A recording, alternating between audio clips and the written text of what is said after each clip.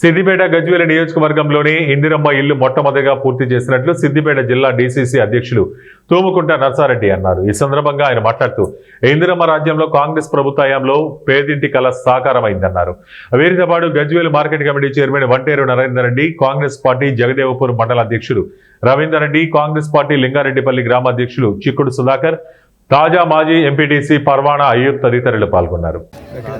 కాంగ్రెస్ ప్రభుత్వం వచ్చినాక మా కేంద్రం మీద వచ్చింది. చాలా సంతోషంగా ఉంది. రేవంత్ రెడ్డికి నర్సన్నకు పార్టీకి ఖచ్చితంగా రుణపడి ఉంటాం.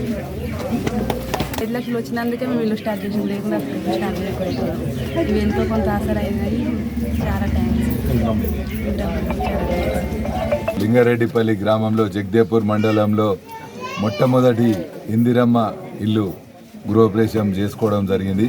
నిజంగా వాళ్ళ కుటుంబంలో ఆనందం చూస్తే కాంగ్రెస్ పార్టీ వచ్చినందుకు ఇంతమంది సంతోషంగా ఉండు.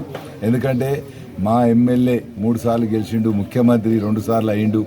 అయినా కానీ పేరుకు డబుల్ బెడ్రూమ్లని ఎక్కడ కూడా కట్టియలే. ఏదో ఆయన 1-2 ఊర్లు ఆయన పక్కకున్న ఊర్లు తప్ప. కానీ ఈ ఇందిరమ్మ కాంగ్రెస్ ప్రభుత్వం వచ్చినాక ఇందిరమ్మ ఇళ్లతో పైలట్ ప్రాజెక్ట్ అని ఇక్కడ తీసుకున్నాం. ఒక 72 ఇల్లు శాంక్షన్ అయితే 23 ఇల్లు ఇవాళ చెత్త పోసుకొని అందరు కూడా సంతోషంగా ఉన్నారు. ఎందుకంటే ఎవరు కూడా అప్పుడు మేము 5 లక్షలు ఇస్తాము ఇందిరమ్మ ఇల్లు కంటే అప్పుడు ఎవరు నమ్మలే. కానీ ఈరోజు వాళ్ళ కళ్ళలో సంతోషం చూస్తుంటే ఇటువంటిది అన్నిటికన్నా ఎక్కువ మనిషికి ధైర్యం ఎప్పుడు ఉంటుంది.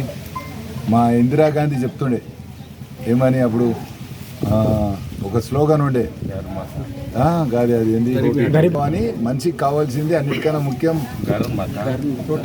రోటీ కపడా और మకాన్. మా ఇందిరాగాంధీ స్లోగన్ రోటీ కపడా और మకాన్.